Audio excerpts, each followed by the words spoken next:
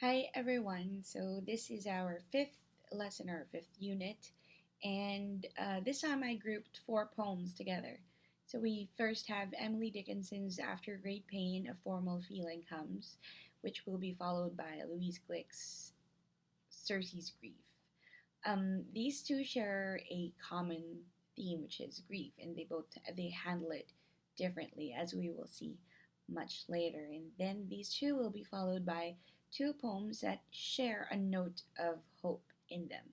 Okay, so for that, the first one is Derek Walcott's "Love After Love," and the next one is Wisława Szymborska's "Love at First Sight." Okay, so let's start first with Emily Dickinson.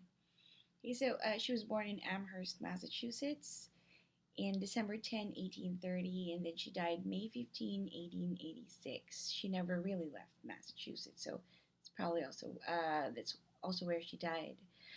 She was a middle child. She had an older brother and a younger sister, and she was very close to the two of them. So, all throughout her life, she was close to her family and the very few friends that she kept in touch with. As I said, she's very well educated, and the few friends that she had, she met them in school. So she enjoyed school immensely, and she also had the pleasure of having one of her childhood friends as an actual sister, given that her older brother married Susan Gilbert. So Susan Gilbert is that friend that she made in school. Um, yeah, so she kept in touch with Susan Gilbert all throughout her adult life, even after Susan married her brother, and then they went off to have their own life. The thing is, Emily Dickinson's older brother never went far away from the family home. In fact, their houses were very much close to each other, so they were able to be within each other's social circles. But the thing is, as Emily Dickinson grew into adulthood, she became very reclusive. Um, she would keep in touch with her family, definitely, and the few friends that she kept, but she didn't actually see these friends in the social or physical sense. She would keep in touch with them through letter writing. In fact, sent a lot of correspondence and sent some of her poems to her chosen friends and family. That's how they were able to know that she was a poet. And then she would also exchange um, ideas about literature and about writing, and also editing tips as well. So that's how she kept in touch with some of these friends that she had. So let's try to go over some of these friends that she had. So first we have Susan Gilbert, which, as I said, was um, her sister-in-law. And then we have Thomas Wentworth Higginson, who was a minister, and he was also the co-editor of the first and second volume of poems that Emily Dickinson published, that people that was published after she died.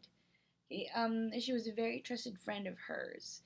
He was a mentor to her. He was also an editor to her. He would often exchange letters with Emily Dickinson. Mostly, they talked about poetry.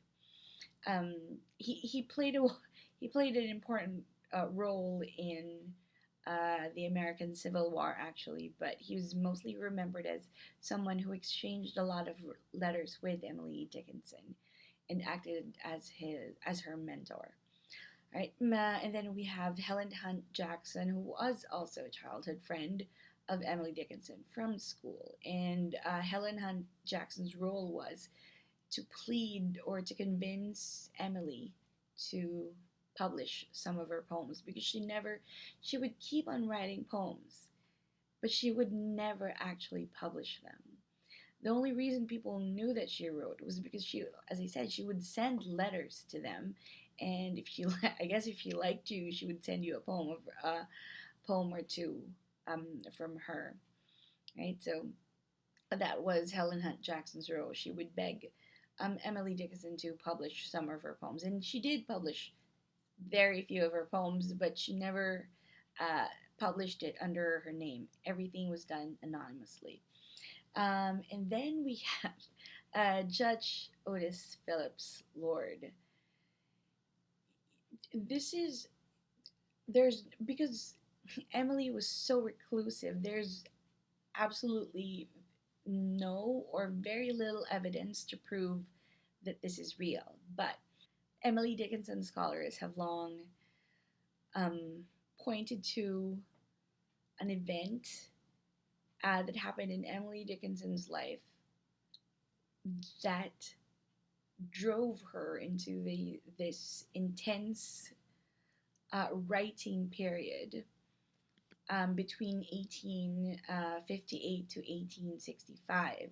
And it was also this reason that she became very, very reclusive. She withdrew from society, mostly to write, and number two, mostly because something painful happened to her. And some scholars say that she actually fell in love with this man, Judge Otis Phillips Lord, who was a friend of her father's. Emily Dickinson scholars have pointed to Judge Otis Phillips Lord as the catalyst for this reclusiveness by Emily Dickinson.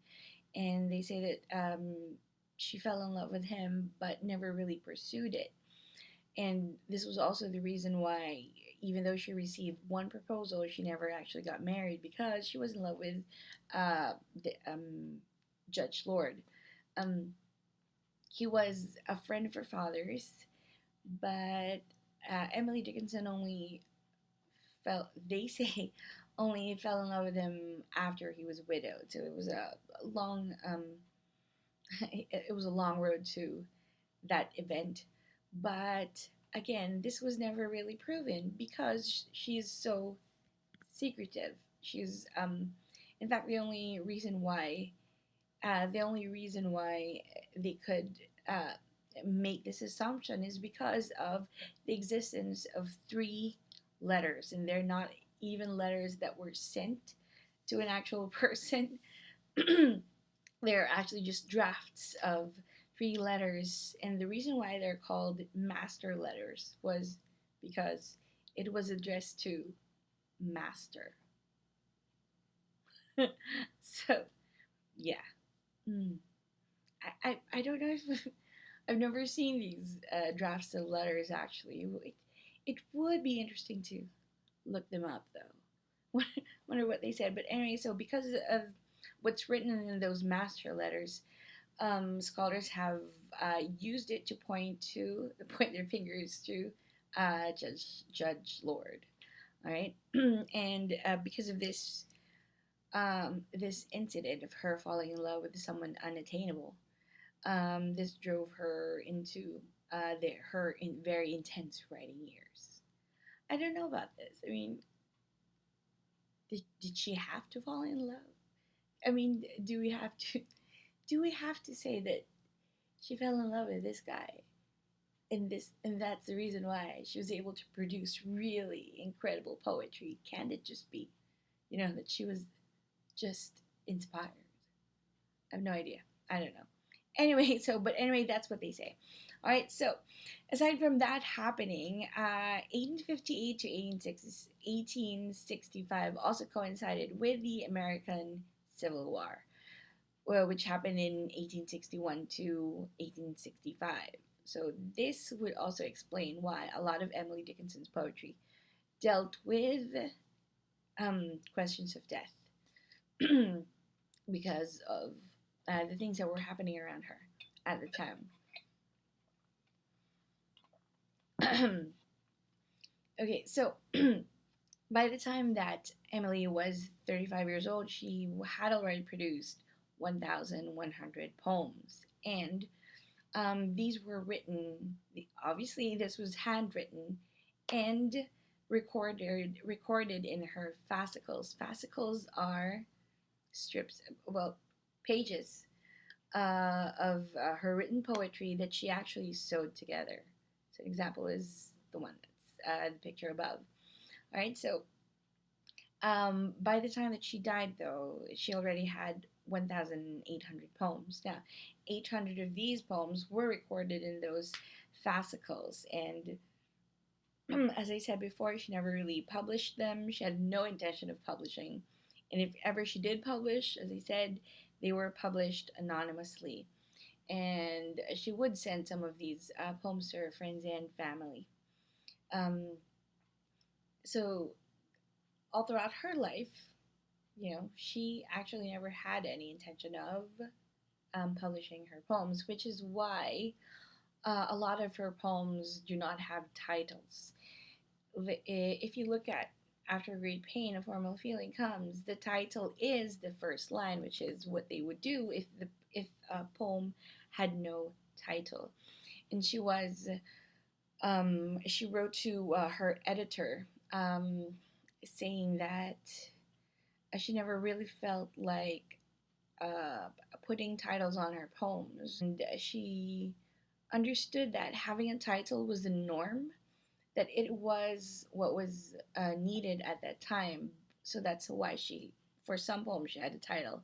So she would comply with putting a title on her poem, but in her head, it was merely, as you said, for compliance, and she never really thought that it would add something to her poem, right? So, so there's that. And by as I said, 1886, she died. And in 1890, that's when the first volume of her poetry was published posthumously. And of course, edited by Mr. Higginson. So that's the background of Emily Dickinson. And now let's proceed to the reading of After Great Pain, a Formal Feeling Comes. After Great Pain, a Formal Feeling Comes by Emily Dickinson. After great pain, a formal feeling comes. The nerves sit ceremonious like tombs. The stiff heart questions, was it he that bore? And yesterday or centuries before? The feet mechanical go round a wooden way of ground or air or aught, regardless, grown a quartz contentment like a stone. This is the hour of lead, remembered if outlived, as freezing persons recollect the snow. First, chill, then stupor, then the letting go. All right, so, and that is Emily Dickinson's After Great Pain. Please proceed to the next video for a discussion of the poem.